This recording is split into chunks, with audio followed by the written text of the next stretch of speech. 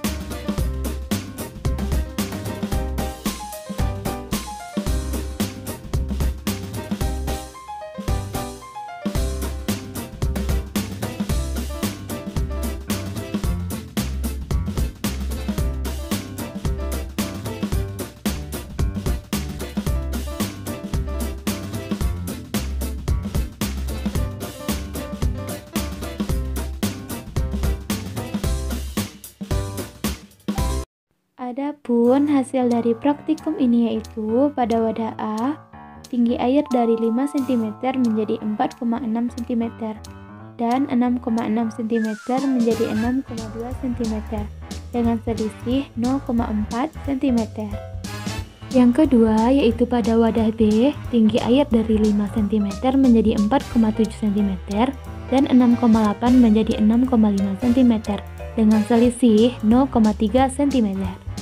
Yang ketiga yaitu pada wadah C, di mana tinggi air mula-mula 5 cm menjadi 4,7 cm dan 6,8 menjadi 6,5 cm dengan selisih 0,3 cm. Dan yang terakhir yaitu pada wadah D, di mana tinggi air mula-mula 5 cm menjadi 4,7 cm dan 6,7 cm menjadi 6,4 cm, di mana selisih dari tinggi airnya yaitu 0,3 cm. Adapun hal yang dapat kita ambil dari praktikum ini yaitu yang pertama, rata-rata selisih perubahan tinggi air yaitu 0,3 cm. Yang kedua, berkurangnya air membuktikan terjadinya imbibisi pada biji kacang hijau. Yang ketiga, semakin lama proses perendaman akan semakin banyak air yang berkurang dan biji akan semakin berat. Namun pada kesempatan kali ini kita menggunakan waktu selama 30 menit. Jadi selisih antara tinggi air awal dan tinggi air akhir tidak terlalu besar. Dan yang terakhir yaitu banyak atau sedikitnya air mempengaruhi proses imbibisi.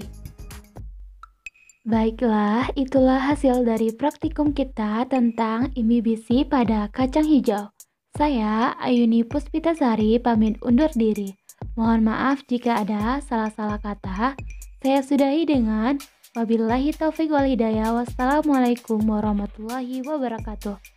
Dadah, sampai jumpa di praktikum selanjutnya.